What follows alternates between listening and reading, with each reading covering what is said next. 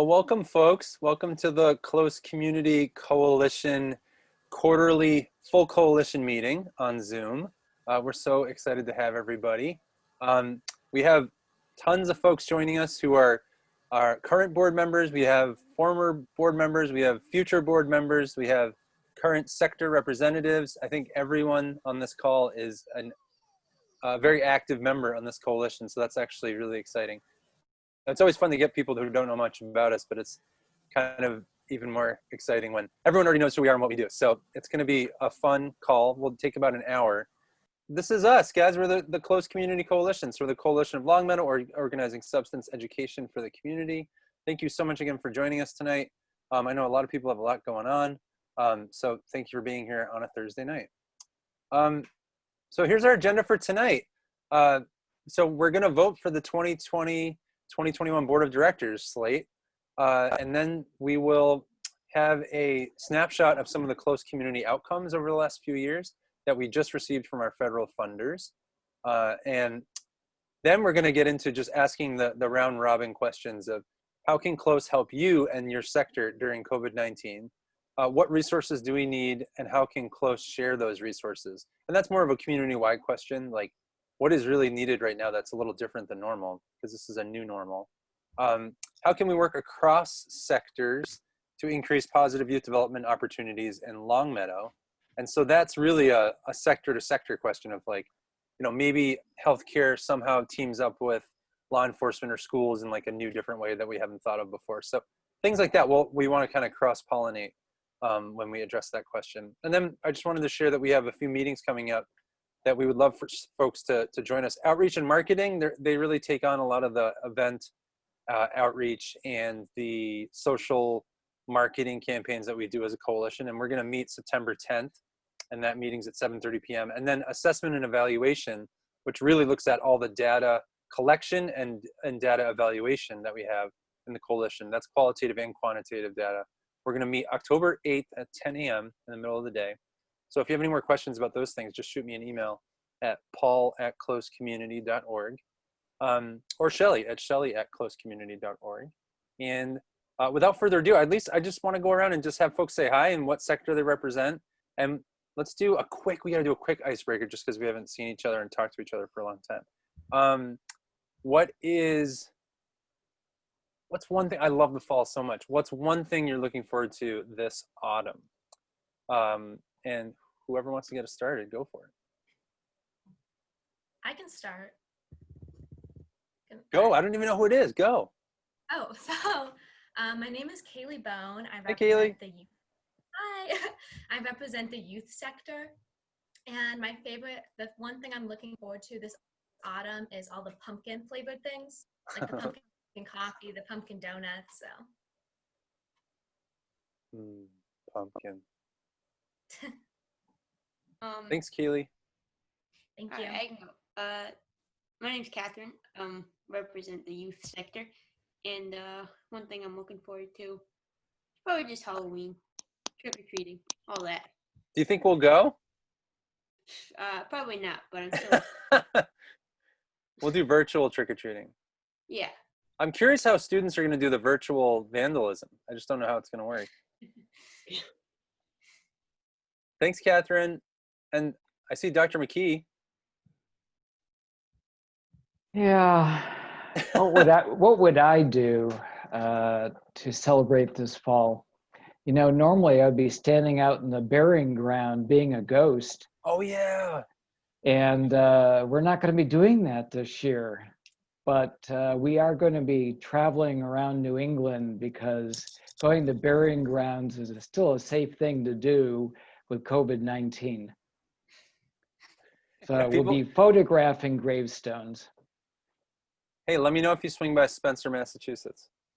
Been there. Oh yeah, we already went.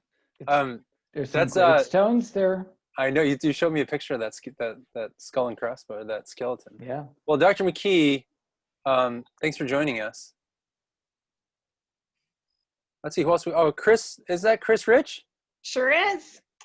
I'm Chris Rich, and I am on the part of the parent sector, and I'm looking forward to wearing hoodies. Sweaters, warm clothes. Yeah, I love the fall because you can always add an extra layer as opposed to the summer where you can't take your skin off. I love it. And then we have Mr. Brian Kozeska. You pronounced my last name correctly. Well, it's just how it's spelled, Brian. I know. I have to say, yeah, the weather getting colder and be able to have some fires at night, and it's not too hot to have a bonfire. So that's what I'm looking forward to. And I'm with LCTV, I guess the media sector, I guess you could say. That sure is media. I don't think it's healthcare yet, but just keep going to school. No, I'll get there. Pretty easy, right, Dr. McKee? That's right. It's just a few classes. And we have Mr. Jonah Baresi. Yeah, hi. My name is Jonah Baresi. I'm part of the youth sector. I'm really excited for running in the fall because it's like really pretty with all the trees, and it's like the perfect temperature where it's like not too hot and not too cold. Fantastic. Well, I'll second that. I saw you running the other day, Jonah, right? So that was wicked exciting. I know. Made my you were run. so fast. I'm like, wait, it's Jonah. Like, there he goes. But I love fall running too. Like, that's my favorite season to run in is the fall. But yeah, like, I mean, the outdoor stuff of fall might not be so affected by all of this. So I like to get out and hike and see the leaves changing. So hopefully I'll still get to do that too. So is that your intro too, Shelley? What's that? That's your intro? Well, that's my, oh yeah, and everybody knows who I am, right? Yeah, Shelley they do. Warren, You're famous. I'm with the schools. Sorry. Thanks, Shelley. And then, and you're the board president. And Sue Bertrand just popped in. Do you want to say hi? I do. Hi, everybody. Hang on. I'm just. Hi, Sue. Hey. Hi, Sue. Hi. I'm Sue Bertrand, the sector rep for the Longmeadow schools. And you both have maps. You and Shelley have maps behind you. We have maps? Yeah, which is really, it really touches me right where it counts. I just, I love maps. Wow. Mine's a national parks map, so. Oh, you both have national maps. That's so funny. Yeah. That's too funny. Okay, I think, welcome. Oh, well, Shelley, you're muted for some reason. I think Sue and I both have that in common, national park interest.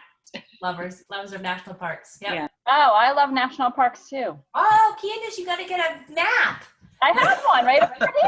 All right. Well, let's go to Candace then. Candace Healy, show us your map. Oh, okay. This map, though, this is of the national parks and where we want to visit kind of thing. Oh my God.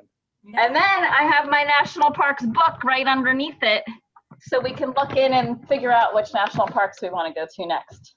Excellent. We should just all do that instead of working. Yeah, instead of this Yes, fall. Yeah. that'd be great.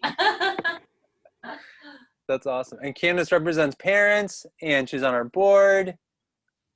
And who would be? Oh, Gila Sabetti, Dr. Gila Sabetti. Hello, everyone. What a fun group. Thanks all for all the intros. I'm looking forward to getting through my classes safely at Western New England and picking up new words. I just picked up a new word from Jonah, wicked exciting. I'm going to use that in class tomorrow. Wicked exciting. That's a Massachusetts thing, Sheila. It's very, very Massachusetts. That wicked business. Yeah, people say people use it wrong when they imitate us, because wicked is just the word very. So you just, it's wicked very good. Exciting. That's wicked good. Wicked good. Yeah. Wicked excited. Wicked cool. Gila, you're wicked cool. Oh boy, someone has sounded just like a dog. I'll be muted. Sergeant Mazzaferro, welcome to the show. Good evening. And you represent law enforcement, Longmeadow Police Department. What are you looking forward to? The smell of fire from a chimney and the crisp air. Oh, I love it. Yeah. That's my favorite scent is is campfire smoke. Mine too. No way, Jonah. Yeah. Well, we're all just so similar. Mm. We all love going to the national parks and having a campfire. I think I got everybody. Did I miss anyone? I don't think I did. Okie dokie. Well, I am going to. Look at all of our students. I'm sorry, I didn't see them before. Hi, you guys. There's a lot of them. Miss them Hi, Mrs. so Bridget. much. Thanks for the honey. You're welcome. You know who you are. Someone gave you honey? Oh, Yeah. I know who that is. Oh my gosh. Yes. Thank you. It's amazing on top of it. Yes. There Sorry, you go. I digress. Go ahead, Paul. Take it away. Bones Bees. If anyone's looking for honey this fall, Bones Bees is the best in town. Oh. So let's jump into it. Let's look at our board of directors that we have a new slate that we'd like to vote for. We have Shelley Warren from Long Meadow Public Schools. She's a parent. She's our current board chair and substance abuse mental health counselor. And Gila Sabetti, professor from Western New England, neuropharmacology, PhD. Candace Healy, Long Meadow Safe Homes Network, civic volunteer organization with LEAF, and she's a parent of class of 24-26. Katie Kroon, Long Meadow Special Programs Committee. She is a parent of a children class 21, classes of 23. Chris Rich, Long Meadow Safe Homes Network, also a parent of classes of 22, 28. She's currently our vice chair of the board of directors. Amy Higgins, parent. She works in the healthcare, public health sector. Jonah Baresi, class of 22. He's a young leader with the Students Together Against Negative Decisions, as well as Catherine Mulcahy, class of 22. Kaylee Bone, class of 22. And Srisha Athreya, class of 22. We have a lot of young leaders that were interested in joining our board this year, and it's kind of probably the most exciting thing I've seen while being part of this coalition is not only how young people want to be a part of our board, but that they're like super qualified and experienced already in doing it, and they're not even seniors. So it's really, really exciting to see their names on this list. So Shelley, how should we move forward? Okay, so if somebody can make a motion to vote on or to discuss, and if the motion is to vote on, it could be seconded, and then if there is no discussion, we could vote. But if there's discussion, then we would have the discussion. And you know, for example, if somebody was on the slate that somebody thought maybe wouldn't be appropriate for the slate, they could bring up, you know, issues relative to that, and we could vote to amend the slate before we voted to approve the slate. So that's, I think, the procedure that we would follow. So I guess I would open that up to the floor to see if anybody would like to make a motion to either vote or discuss. I would like to make a motion to vote. Thank you, Chris. Thank you. You're Would welcome, Paul. anybody second that motion? I'll second. Thank you. Is there any discussion? No? Okay, so all in favor of accepting the board as proposed? All in favor say, I think you have to unmute yourselves for this. This is all new to me of a board vote on Zoom. All in favor say aye. Aye. Aye. Aye. All opposed? Silence. Okay, so we have our new slate for the board. As Paul said, it is very exciting to have youth even more represented. So we welcome you, youth reps on the board. You all have been so involved already. So it's, you know, especially with this year being such a weird year to start, it feels good to have youth on board who are already familiar with like what we do and already know so many of us. So, so that's a great thing. So thank you. So I think Paul, I turn it back over to you for the next steps, right? Next agenda item, yeah. Agenda item. Here we go. Oh, welcome to the board, everyone. Thank you. Thanks, Paul. All right, so I wanted to jump into some highlights from our recent national evaluation. The Drug-Free Communities National Support Program through the Substance Abuse Mental Health Services Administration evaluates our outcomes every year through the surveys that we that we submit to them, our school climate survey and our questions, and especially the core measure questions around like alcohol, tobacco, marijuana, opioids, and other drug use, and perceptions around drug use. And so they spit us these outcomes every year. And here's some of the highlights from the snapshot. And then after that, we're going to jump into some round robin questions around how Close Community Coalition can respond to the current situation with COVID-19 and distance learning as a community coalition. So here's some highlights from the recent national evaluation. And if you have any questions, just shoot a question verbally, or you can type it in that little chat box too. So I hope that you guys can see this. It's kind of puny, but when you look at this is our membership as we've grown over the last few years. So our first report, you can see in that first column from all the sectors. And you can see the arrows if we've grown in representation from that sector or if we've stayed the same.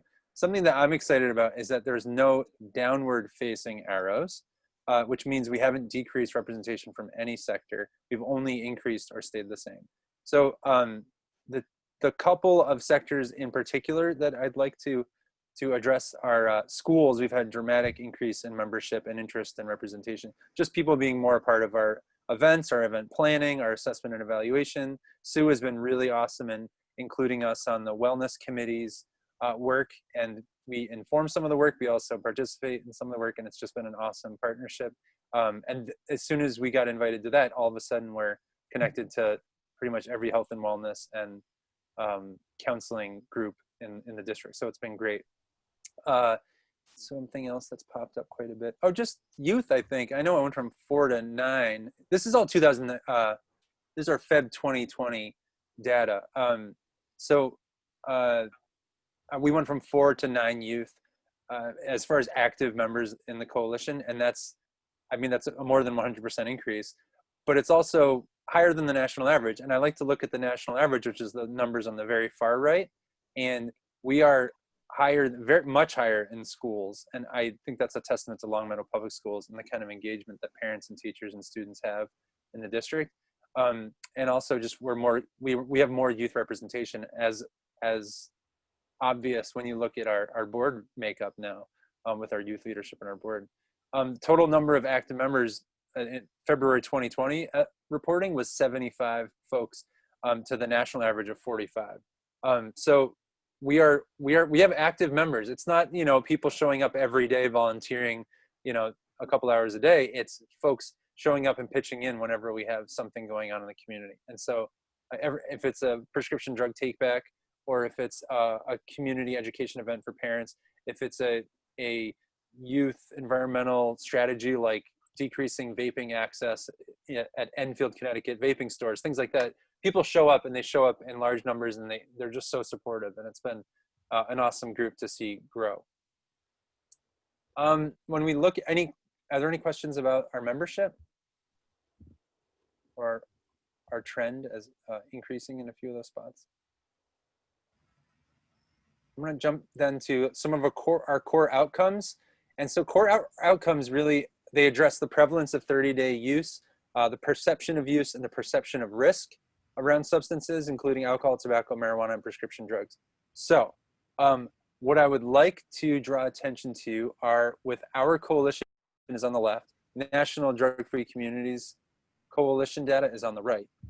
When you look at prevalence of past 30-day non-use, so we want to see that number as high as possible. So we've seen that go up for our middle schoolers for alcohol, tobacco, and marijuana.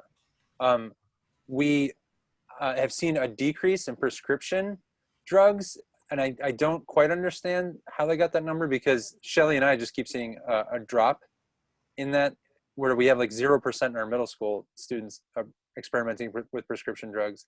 But then for some reason it's saying that the non-use has decreased, meaning use has increased. So I don't quite understand that. So I will follow up with them, with the evaluators who send us this, because that makes no sense. Unless Shelly has a novel idea around why that might be, but I don't know exactly why that would be. As far as that's for our middle school. So my idea is that we just started tracking it, and that it might have just popped up as like, a couple students started experimenting with prescription drugs in the last few years, and we captured that in the first year that we started asking about it. So I'm curious about that. I don't know if that's the reason why, but I'll still follow up. Anywho, when you look at high school, non-use has increased for alcohol, which is actually incredibly significant because that was one of our major substances of use and abuse for youth in Longmeadow was alcohol. So if we continue to see the trend in alcohol use to decrease, or sorry, non-use to increase, that's a really great trend and a good thing to keep an eye on. Tobacco, marijuana, prescription drugs apparently have decreased in non-use, meaning they've increased in use. So I think tobacco is driven a lot by vaping. Marijuana, you could tie to the legalization and normalization of use for marijuana. And prescription drugs, I don't know where that number comes from because I just keep seeing our data saying that. I think if I could comment on that, I think there's a distinction. We've had an increase in stimulant misuse, but not in opiate misuse. So like our opiate number stays very, very low, but we've had more like Adderall and Concerta. And our survey actually distinguishes between those. So, but when they talk about prescriptions, they're probably lumping them all together. I bet they're aggregating it. Yeah, you're right. Because I keep thinking about heroin and opioids, and they're like so low in our reported numbers. So, like 0 to 1 or 2. So of kids reporting that. So okay, that clears things up a little bit. And then the national data, there's been an increase in non-use for middle schoolers for the same drugs, alcohol, tobacco, marijuana. National high school, they've said there's an increase in non-use for all substances, alcohol, tobacco, marijuana, prescription drugs. So Students Together Against Negative Decisions, you are pillars in the community in leading healthy choices and healthy behaviors because the national trend is that students are using alcohol, tobacco, marijuana, and prescription drugs less year to year. And so you guys are in good company. This is, and I've heard this about when we talk about generational data, this current generation in high school uses less substances than any other generation in the history of America as far as how we've measured that. And so that's, a lot of people don't believe that or don't know that or don't think that. So it's cool to just come back to the fact that students are using alcohol and substances less and less every year, even though vaping is like taking off. So here is perception of risk and harm of use, perception of parental disapproval, and perception of peer disapproval. And we have, for whatever reason, our middle schoolers' prescription drug perception of risk, harm, and use has been on the decrease. Perception of parental disapproval for tobacco, marijuana, and prescription drugs has been on the decrease. And perception of peer disapproval has been on the decrease for marijuana as that becomes more normalized. And then that actually, it's mirrored at the high school level for each of those substances. And there's a few more for perception of risk and harm at the high school level. That being said, tobacco, and I think this is interesting, perception of harm, perception of parental disapproval, perception of peer disapproval for tobacco has gone up.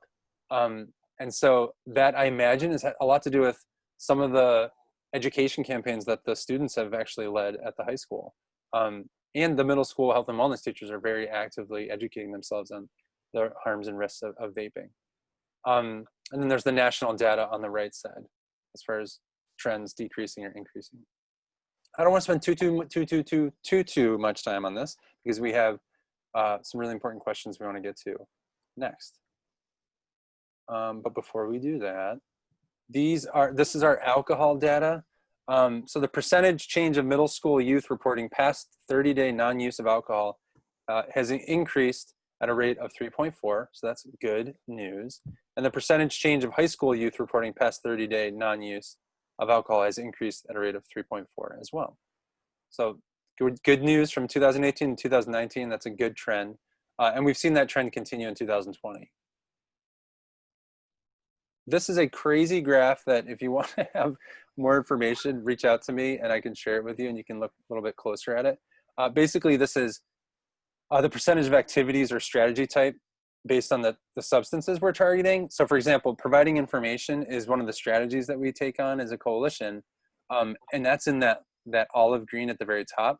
And so that's a good chunk of our strategy for a lot of these substances. At the very bottom, you can see alcohol, tobacco, marijuana, heroin, prescription non-opioids, and prescription opioids. So providing information, every event we have where we're educating folks, everything we put on the internet with social media posts and things like that, that's all providing information, and that's a good chunk of our work. But that doesn't change behavior. But all of these strategies together can change youth behavior. So enhancing skills for young people and for teachers around increasing prevention.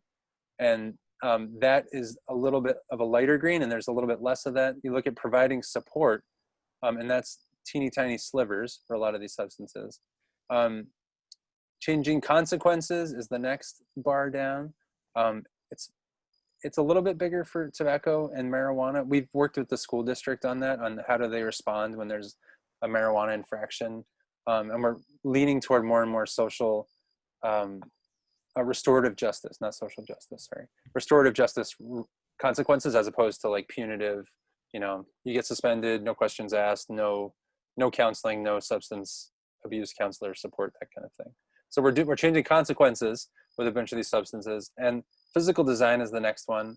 And then educating and informing about changing policies is that lighter brown. And we've done a fair amount of work with marijuana around changing policies. And tobacco, we've done a fair amount of work around vaping with the local policies and at the Board of Health level.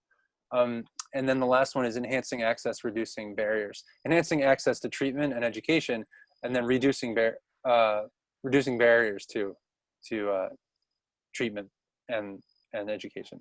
And so we've done the most of that for heroin, and that's mostly because of our Narcan trainings. And that's been, every time we have a Narcan training, people are exposed to a ton of resources throughout the training. And that stuff's all made public as well because of LCTV, who airs our Narcan training on their channel. So I wanted to fly through that. I know that was a ton of Paul talking. And so I want to end Paul talking as soon as possible because it's 7:30. But before I do, I just wanted to give a shout out to the schools. Sue Bertrand, you're here. And Shelley Warren, you're here. And who else is from the schools? I don't see any other names. Well, Students. Oh, yeah, students. Well, we're going to get to that. Okay, Shelley, we're going to get to that. But I just wanted to give a shout out to the schools because they've been incredibly supportive after year 3 of this coalition's work. And it's just been an amazing match made in heaven as far as, because I've worked for coalitions that have all different community-based partnerships as far as where the grant is located at a United Way. I've worked where there's other schools that support this grant. I've worked with, there's law enforcement groups that support this grant, hosting it as far as administration. And schools of the Long Meadow schools have just been an amazing partnership and really helping our success. And then youth, there's a shout out for youth because look at how many youth members are on our board of directors right now. I think everyone on this call who is young, no offense to the old folks, including myself, but they've all been to Washington, D.C. for the National Coalition event of the year in D.C. They've been to it at least 2 times. And they've met with, Senator Markey, they've met with Senator Warren's staff leaders. So they're so active and so engaged. And the campaigns that they take on at the school level are just unbelievable, how they tackle really tough subjects with their peers. And everyone is sort of always exposed to interesting, thought-provoking, but also like positive and supportive messages around school, around making healthy choices. And I just wanted to give a shout out to Catherine and Kaylee and Jonah. And did I forget anyone? No. Well, Strisha's not here. Strisha's not here. Yeah. Strisha's not here, but she still gets a shout out. She's doing great. And Owen was at the last training. So I just wanted to give them all a shout out. And then Anne-Marie Anitzberger, Croisy, and the Close Compasses. So can someone give me a whoop whoop? Whoop, whoop. Okay, that was many. Thank you. There's many whoop whoops. Anne-Marie has been so active since the onset of this coalition, before the coalition got funding, as just an incredible resource for folks who are navigating the substance use of a cared loved one or family member and navigating the treatment and recovery world. And she's been an incredible asset for us and for the community. And she helped us initiate this group of volunteers called the Close Compasses, who basically are adult individuals in the community of Long Meadow who have been through the process of finding good, effective treatment for substance use disorder, and for a loved one or family member. And she has been reached out to by many folks since the coalition has started, basically as a resource for, yeah, this is where you can get started. This is what you can try next. And she's been through it before. She's experienced, there's 2 other trained compasses in Longmeadow. And so people keep reaching out to us, and people keep referring people to reach out to us because of these compasses. So Anne-Marie isn't on the call tonight. She had a thing for CVS that she had to do. But she's been the sector representative for the last 3 years for substance abuse organizations. And she represents Learn to Cope, which is a family support organization around substance use. So Anne-Marie is the best. So thank you, Anne-Marie, for being so wonderful with us. And now I want to turn it over. We have 26 minutes to address these questions, and I want to do round robin style if we can, and just sort of go through each person's thoughts and feelings about these questions. And the first question was, and I'm gonna try to take copious notes, but the first question was, how can close community help you and your sector when you think about, what sector of the community you represent? How can we help you during COVID-19 in a way that might be unique to the current situation?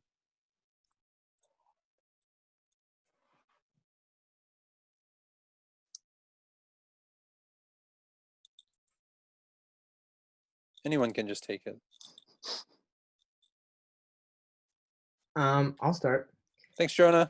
Yeah. So, well, something that I started taking note of is, since students are so, I'm part of the youth, so like youth are like so isolated, socially, that, their main, role models are left to like their parents and the few friends that they may see. And, and I think like really like hitting parents with like, having conversations with their kids and doing things like that, like really being role models. And like currently, like through my own experience, with quarantine and COVID and everything, there may have been like an increase in parents, drinking at night or something like that. So like that's a norm, that may have arisen. And yeah, I'm just making an observation. And I don't know if you have seen any data around that, but the data bears out for the exact same thing you said, which is parents have increased alcohol consumption during COVID-19. And that's exposing their kids to their own drinking too, which is not, it's not the worst thing in the world in some situations, but it's also not the healthiest thing to expose your kid to your own drinking. And so thank you. You're right on target. I can say something next. I think that a lot of youth are really bored at home. Like, if you're not going to go see friends, like, what are you going to do at home? So I think if closed community could maybe show some options of alternatives to like drinking or vaping, like some fun things to do at home or with a small group of friends that doesn't involve drugs, I think would be drinking. I think that would be helpful just to show people that there's more to do when you're bored than drink and vape. So like healthier choices than substance use? Exactly. I just think that. Go ahead. I think like what Jonah said, there's a lot more alcohol in the home. And so it's probably easier to, steal some of your parents' alcohol because they're having such a surplus of it. So maybe just, telling parents to, make sure their alcohol is guarded because, teenagers got sticky fingers when it comes to that. Thanks, Keely. Thank you. And Keely, Gila Sabetti brought this up on a previous call, where the idea of like, what faith-based groups in the community, what are they doing as far as offering positive youth programming around like civic engagement or service? So like, for example, a group of teenagers getting together to make masks for people, or like helping out at a food bank, things like that. And those are usually really great community resources for young people normally. And so that was one question we had. And I don't know if you or anyone else on the call is aware of that, because we have a lot more people on the call tonight than we did that night, around like, what are some options that, if not faith-based groups, but just groups in town, what are some options that people are offering in the way of positive programming if it's service learning or civic engagement like that. Yeah, I think just promoting those options to the community would be really helpful. I just need to figure out what they are. Yeah. Paul, I mean, this might skip to the second or third question, but to go off of what you guys are saying about alternatives of what to do when you're stuck in the house and during COVID,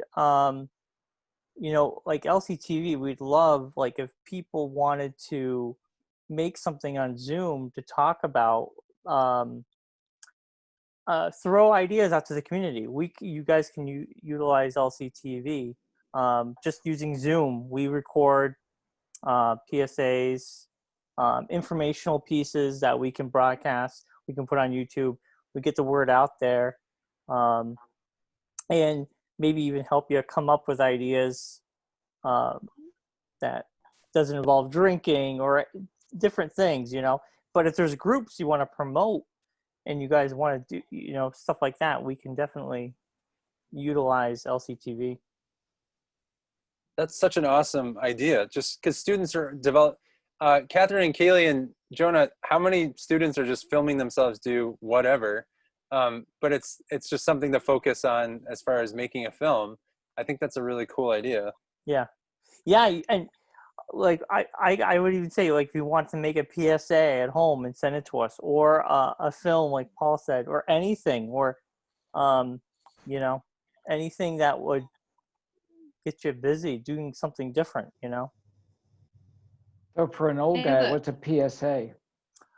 Public service announcement. Okay. So you guys could do a public service announcement using your cell phones or Zoom, and talk about these ideas, like just like a PSA you would see growing up. Don't do drugs. Those old PSAs. But you can make something that would correlate to what you guys want to talk about now during COVID.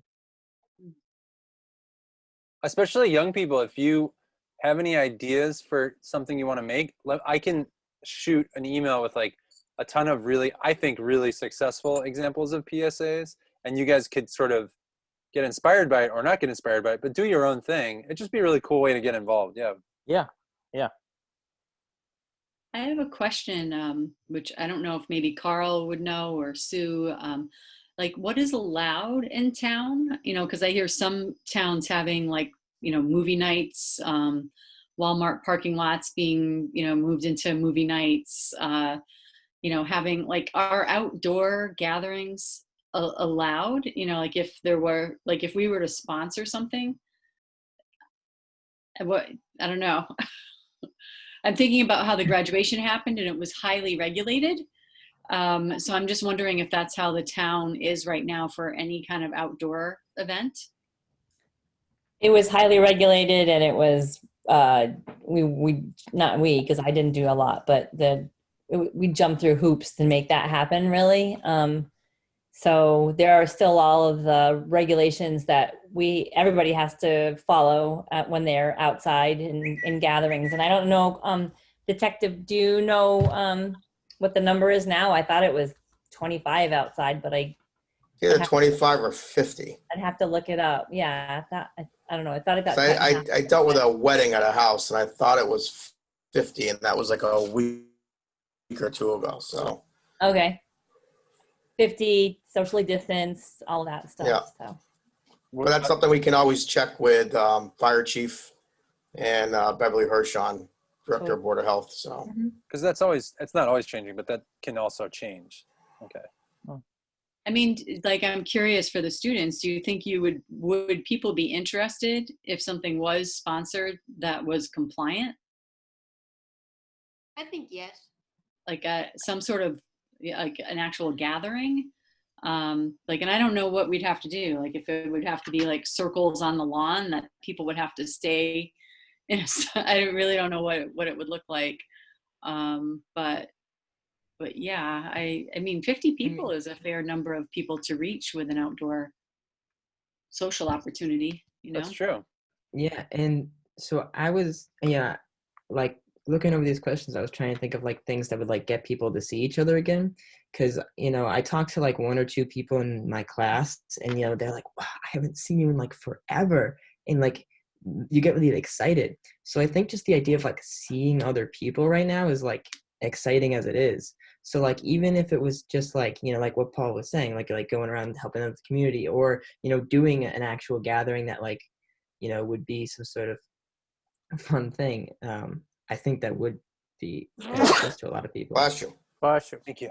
Thank you. Bless I you. think especially during Halloween, you could totally do so many like Halloween themed activities, like a scary movie on the green, or anything to do with like outdoor trick-or-treating. I think that would attract a lot of people. That's true. I'd go to something like that. Sounds fun.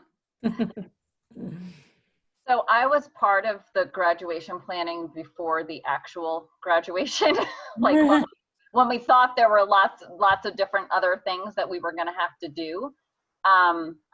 And we looked into like converting the high school parking lot into like a drive-in movie theater type of thing, and using Brian Nix to help with that. And Brian here who's helping with that as well. And it was going to be hard, but if we're not doing as many people, it wouldn't be as hard. And I think with if it's car related, it's a different regulation than if people are outside of their cars. But I also know that means that people won't necessarily be seeing each other. But our idea was, like, the whole idea with graduation was we wanted it to be a collective shared experience rather than this kid graduate. Like if we did the drive-through for graduation, we felt like it was going to be like, this kid's graduating and they get to be with their family, but they don't get to be with any of their classmates. And we kind of felt like high school graduation was really supposed to be about being with all these kids that you've spent this entire experience with. So we were really thankful that they were able to do the actual graduation. But just also with another organization I'm part of, we've been trying to do online events, as I know that Close has done, and people just aren't showing up. Like I think people are zoomed out, and I think the idea of showing up to something, like if there is something that we could create, even if it's a small group, people would want to be part of that. I would think, like, even if we had to have like sign up slots, and like if we got so much interest, then we had to do it 2 nights or whatever it was that we did. I think that there would be a huge benefit to that. And I also think the clock is ticking on that because of the weather around here. Yeah. The high school did some sort of like program in the spring in the community house. Mrs. Warren, I'm pretty sure you're a part of that, and you're in like a group. But Paul, you were the leader in my group. Yeah. And it was really like good. And it was like also like good for like mental health and like talking to people and reaching out. And that's something I feel like that doesn't require like any sort of being really close to people. You're just in a circle, and I thought that was a good experience for me. So even like now, I think that would be good. And Mass Gov, the current rules, outdoor gatherings in enclosed spaces are limited to 25% of the facility's maximum permitted occupancy, with a maximum of 50 people in a single enclosed outdoor space. Outdoor gatherings in unenclosed spaces are not subject to capacity limitations. That makes any sense. Thank you. It does. Max 50 people indoors if the percentage allows of the room's capacity. That was outdoors, max outdoors, Paul. Outdoor gatherings in unenclosed spaces are not subject to capacity limitations. Unenclosed. Okay. And 25% of a room's capacity if you don't exceed. So that's pretty wide open for an outdoor event, though.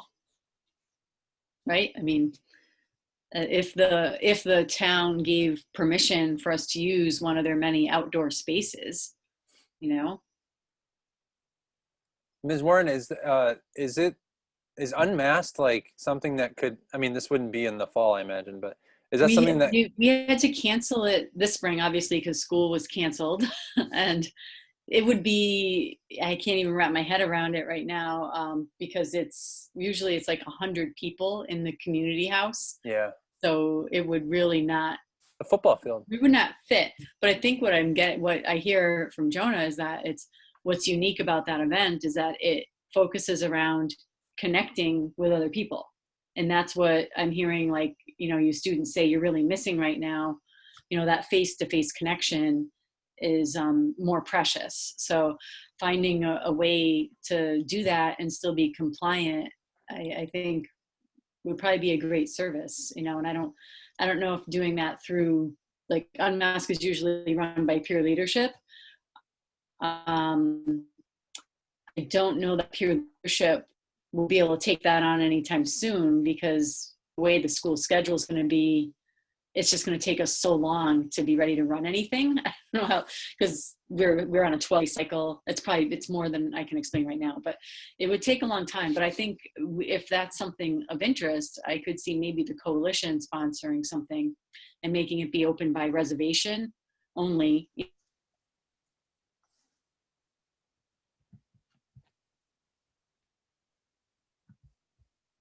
Oh, Shelly's frozen. Yep. So I think it would really depend on what kind of a venue you're thinking about, because it's 8 persons per 1,000 square feet where no occupancy limitation is on record. So I don't know about occupancy limitations on like fields or the green or thing like that. So it's going to take some research, but I think that the governor kind of cut things in half, maybe mid-August, and we'd really have to figure that out before we were able to pull that off, I think. But I love the idea because it is so exciting to see people face to face. And when I saw Shelly, I was like, oh my God, it's really Shelly at school. So I totally get that. It feels so much different. So it would be lovely, but it might like be, maybe 5 really small gatherings as opposed to one big-ish one. Do you know what I mean? Meet and greets, just come and talk, see where are you at, what's happening, those kinds of things. Yeah, because there's no open houses either. You're right. Right.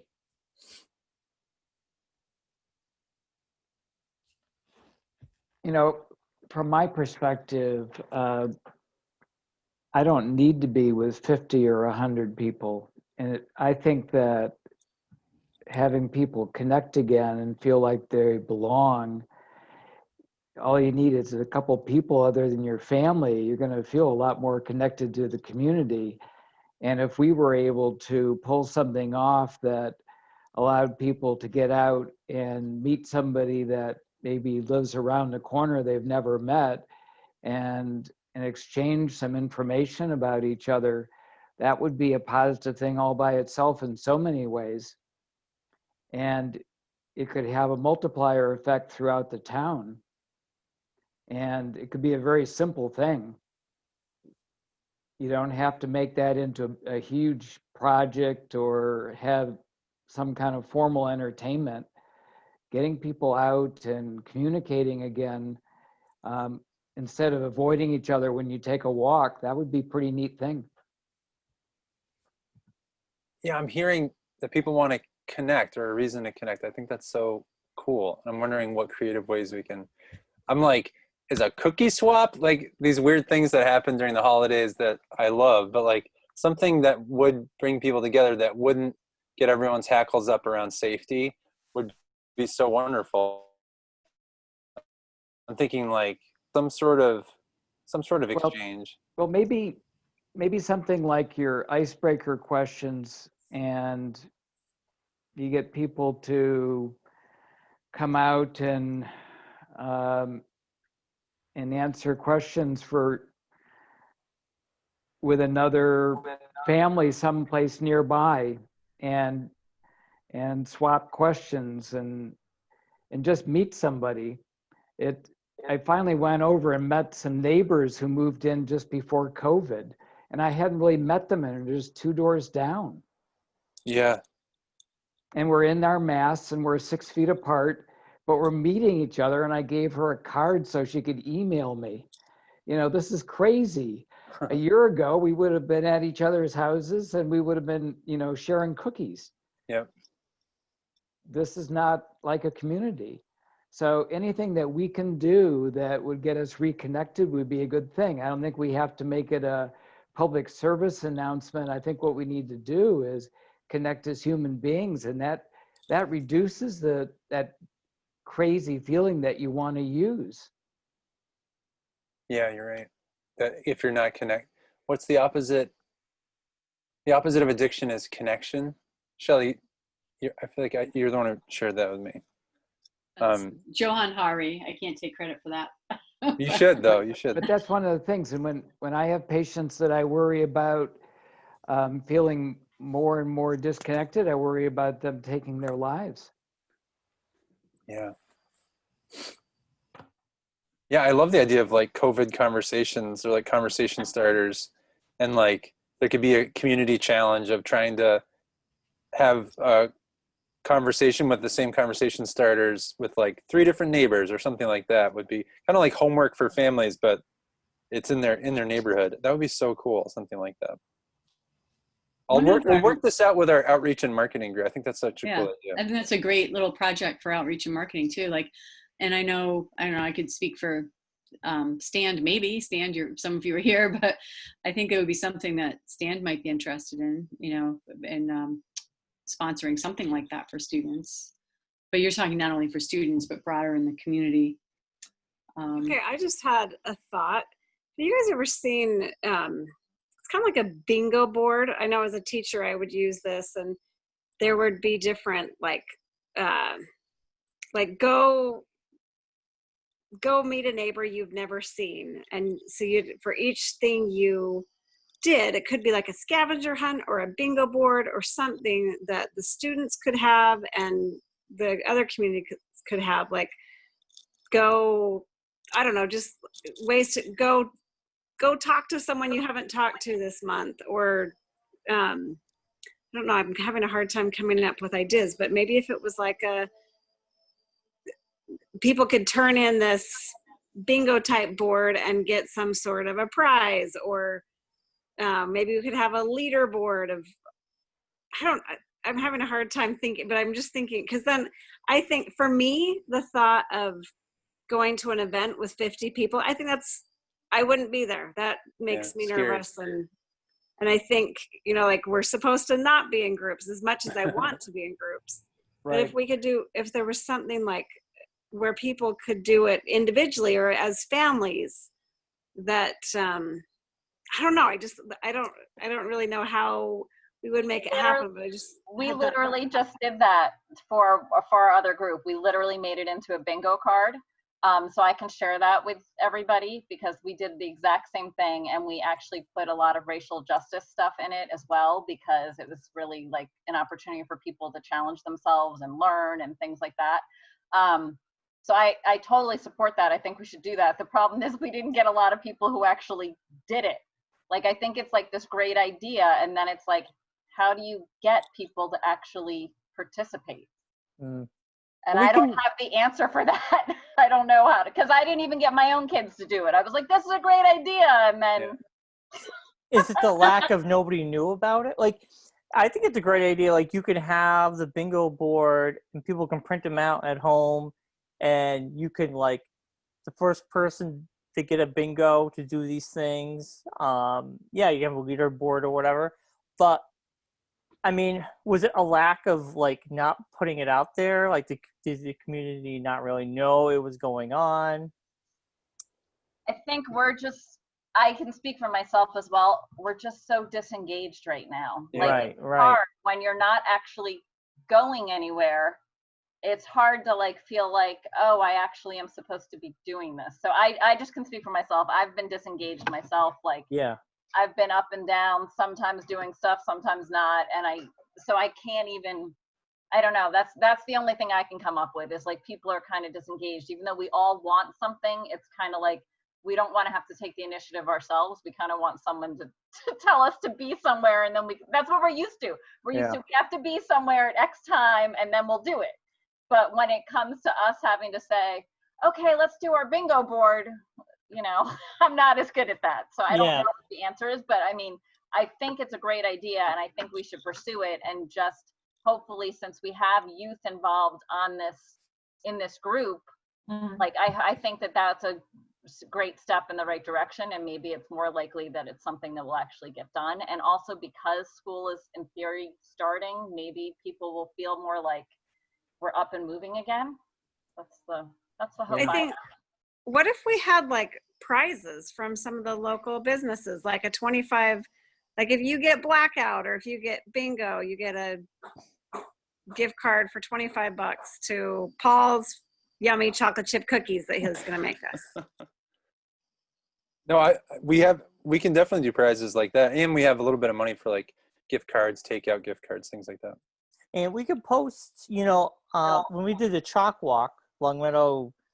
Oh yeah. I don't know how the chalk walk went, but I still have it on my community calendar right now, which I'll have to take down.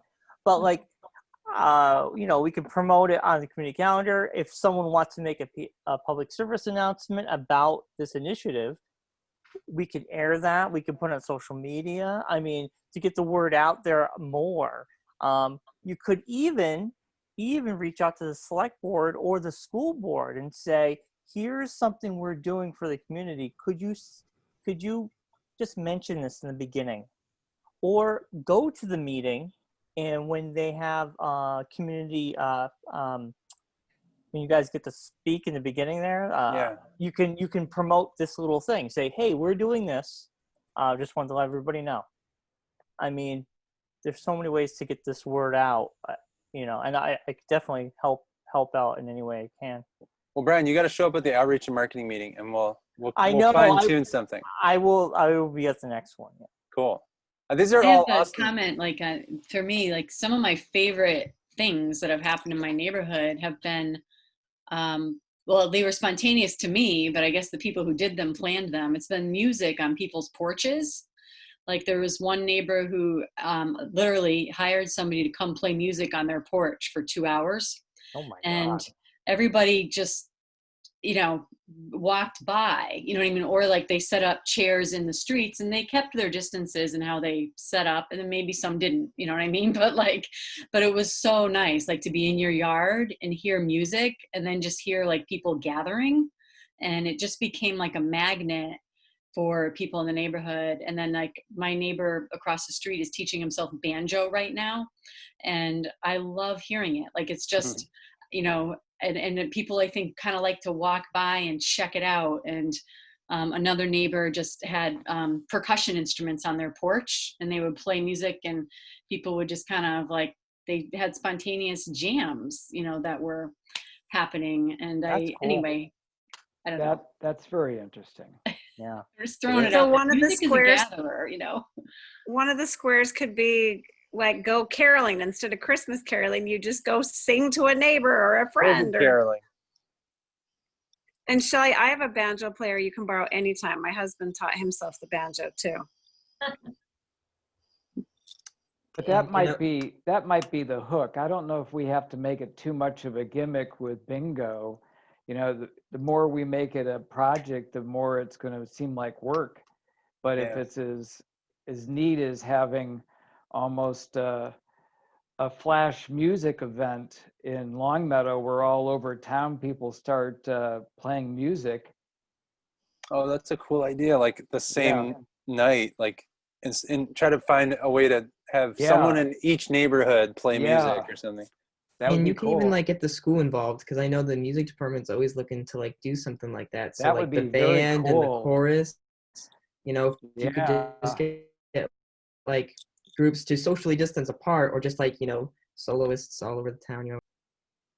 I like that idea. And I know at the school for the music classes, they have an outdoor tent set up because they can't sing inside, so they're prepared to take all of that outdoors. But fall could be a great time to have some outdoor embedded in the community, kind of events, or an event like Al. I like your idea, Al. It takes pressure off. But if people would do that, music is a very good way of communicating. Yeah. and helping people feel connected. I love that idea. I know that one neighborhood tried to do, I don't know how long they kept at it, but like at 8 o'clock at night, they would go out and howl. So, I mean, anything like that, I think is great. My neighborhood's not that friendly, but we could be the odd ones and we could just be crazy.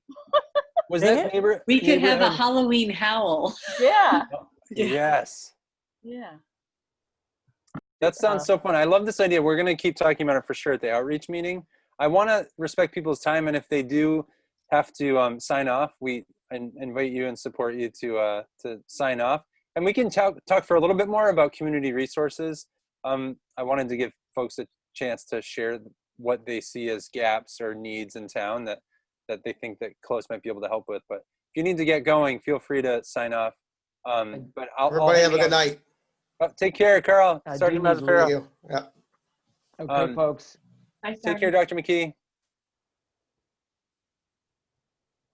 And then if anyone else wants to stick around, you can. You don't have to. I'm going to stick around if people want to talk about resources in the community.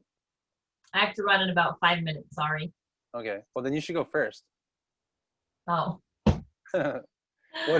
Well, just we're thinking about community resources, like what is needed, what has been needed, what was needed. Is anything different as far as like prevention, treatment, recovery, that kind of stuff? And how can Close help out? Well, can I? Oh. Go ahead. Do you want to go, Sue, or I can comment a little bit? Yeah, go ahead, Shelley. So I in talking about this, actually Carl left, so I can represent what he told me when I talked to him. Thankfully, even though nationally, like overdose rates are up like phenomenally, in Long Meadow, we have not had an increase in overdoses. In fact, he said he wasn't aware of any since COVID started, so that was really good news. He said the police department is seeing an increase in domestic situations, which I think is true to form nationally as well. Not an increase in like alcohol related youth events, like less than usual for this time. But from what I'm seeing, I was looking up like who's actually done data on this since the pandemic started. And it sounds like what has gone up is, so this is nationally, this is not from our youth particularly, but is using alone, solitary use for teenagers at home, which makes sense. And then also using virtually. So like actually using, but posting it or being with a friend, you know, like, so if they might not be going to a party, but they might actually meet on, you know, a platform and drink together while alone, you know, at home, or post about drinking at home alone. So like, those are two things that, you know, have gone up. And like, I know from one of my concerns from the school and the parenting perspective is that we're going to have we're going to have hundreds of students who are at home, right? While we have hundreds of students in the classroom. And I feel, I just think having a good like school home partnership about how to manage that, because not everybody's going to have the same kind of setup. I picture a lot of teenagers being home alone for 3 days a week, basically, for that remote learning and the hybrid learning phase. And I, you know, would love to know, I guess, like how families are feeling about that, and like if there's anything that can be done to make that a better experience, you know, for the students involved. And, you know, I just think that's a risk factor for substance use, is when you have like lots of teenagers unsupervised during the day for long periods of time, which I think would be the case for, I mean, it's going to be the case for a lot of teenagers. I think many teenagers, the most, are going to actually be fine with it. But I think those that would already be like taking off during an ice block and getting high and coming back to school, now they're just like at home all day. And I worry about that. So I don't have an answer, but that's like a need that I worry about. Mrs. Warren, are you doing like Zoom meetings with students? Like if someone wanted to use your services, are you Zooming? Yes, definitely. Yeah, I continue to do that through the spring. I'm available already for students who want to Zoom. So yeah, so I guess but you bring up a good point. Like maybe students who already know me, would already Zoom with me, you know what I mean? But maybe somebody who didn't know me yet might not know that that's a resource for them. So maybe, I think that's a good point, Kaylee, like maybe making sure that students know if they are struggling with any of that, that I am there at the school and there are other resources at the school too, to help. So maybe as school starts, making sure students know what their social emotional options are at school, Yeah, I think that's would be good. Because I know it will be different. Like the social workers at the high school have very small offices, except for me. So like they have very small offices that they, Sue laughs. Like I think they're still going to be Zooming primarily with students because they don't have the space that can necessarily accommodate in person. But I think we'll want to be really clear with students about how to access what we're offering. So. Yeah. And I hope we can find them some larger space to meet with students, face to face. Yeah. Kelly, is that because you're the best counselor? No. She called it. Yes. She just called it. It's because I teach classes and run groups. Oh, yeah. So I've always needed a bigger space. But ironically, Shelley's my bigger Shelly's space. Wi-Fi is really, really bad. So Is maybe it she'll going come out? back and join us. There you go. Yeah, you were lost. Was I glitching? Okay, sorry. Anyway, go Oh, ahead. it says my internet connection's unstable too. Sorry about that. All right. Anyone else have thoughts about resources in the community that we might be able to help? Well, one thing I wanted to mention was I was looking at the close community website recently, and like there is a lot of like good information on there. And personally, I didn't know close community like existed until I joined Stand, which was by chance. And when I tell other people that like I'm a part of close, they have no idea either. So like it seems like everything's just sort of like happening like, and without like knowing that this is here, and looking on the website, there's so many things for parents and for students to know where to go for certain things, and for parents to be educated about how to help their kids, which is really important like now currently. Like Mrs. Warren, part of the thing that like you were talking about with those kids that will go out and ice just to get high during school, part of that will need a little more parental help maybe, so Maybe that's part of the marketing kind of campaign. Maybe we need to, because when Close first formed, it was really out there. We pushed it out a lot, but maybe we need to do some more marketing and advertising for Close, just specifically Close, right? And all of the things that it can offer to families. And then the whole being with your family all the time. Like Candace was saying, you sometimes it's like just enough shut down, and sometimes it's it's great to be together all together, but I think families are dealing with a lot more close relationship stuff than they have had to. And so I don't know if there are articles we can push out about how to deal with that, or if there are things like those kinds of things for families who are experiencing that. Now we're 6 months into it, but that was hard for a lot of families who were on the go 24/7, and all of a sudden they had now no structure, no routine, no pattern, and they're like, what do we do now? So a lot of Zoom games. Yeah, well, Shelly and I have been talking about gathering like a resource list, sort of your top 5 to 10 resources for parents with regards to primary prevention and possible treatment recovery options for kids during COVID-19 specifically. And so we're going to keep growing that list, and then we'll find a way to like, how do we get this out to the masses and share it with Marty's big email, because Marty's got the biggest readership of anyone in the town of Longmeadow. I It really does. It's I don't like, know how that's going now, but it was. oh yeah, he has been sending 5 emails a day, so that might change. So I'm sorry, I have to go. Jonah, like we do publish our annual report every year to all of the parents in the district, but we might not have any universal ways that we've reached students, so that might be a gap there, because I think maybe parents are more familiar with us, than students are. So I wonder, when we do our annual report, maybe we should include the student email list as well, because we get the school's permission to send it to all parents in the district, but why not do, at least middle school and up, would be probably appropriate. So.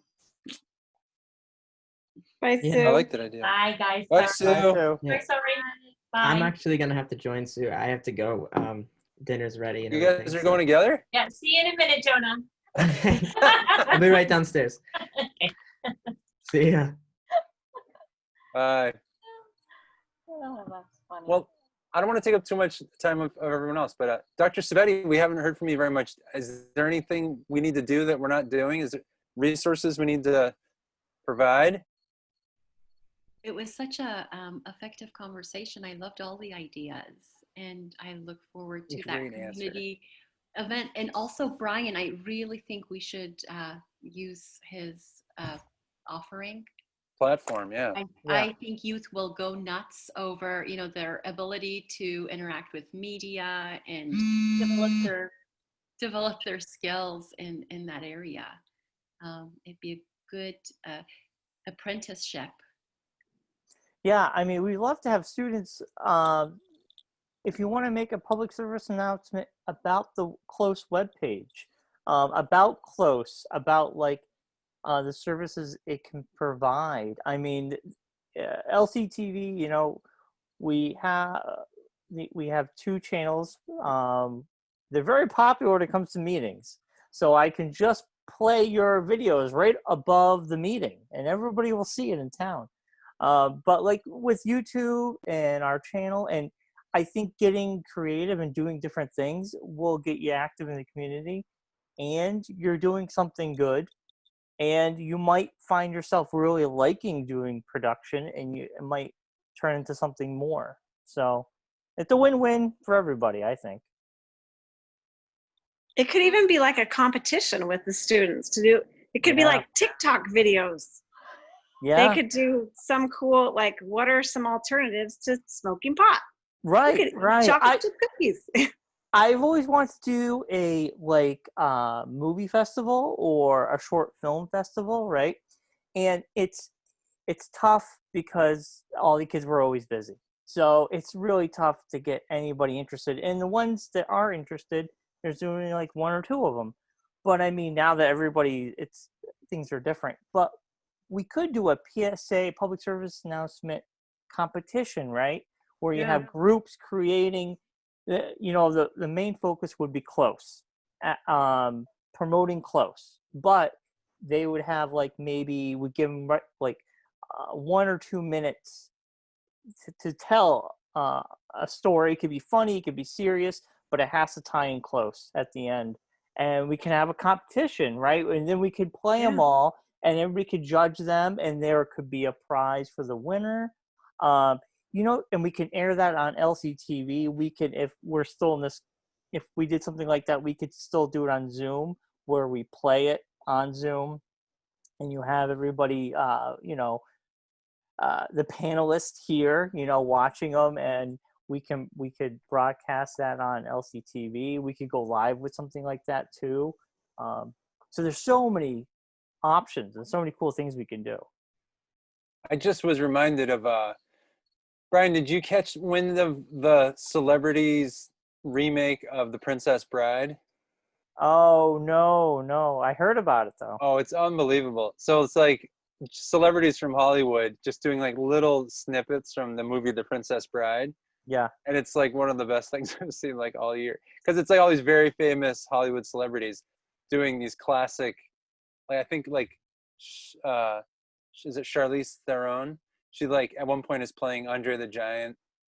And it's like just amazing. But I'm wondering, like, is there a movie that young people like Kaylee, Catherine, you guys can speak for all teenagers, right?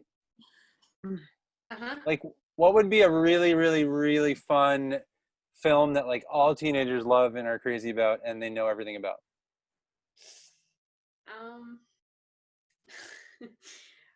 A lot of people really liked the Endgame movies, or the Avengers movies. I know that was really popular. Oh, we like Shrek. Shrek? Shrek. Catherine, are you 40? No, I think, Kayla, you know, a lot of Shrek is people. like a meme. Like, Well, yeah, everyone but loves everybody would Shrek. know it. Yeah, no, that Shrek is a good one. I don't know, but I think Avengers would be a good one too. But Shrek would be awesome. I think I hear a lot of people knowing Friends, like as a series.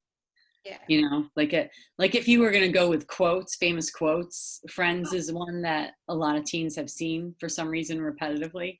Yeah, like The Office. Yeah, The Office. Yeah, The Office.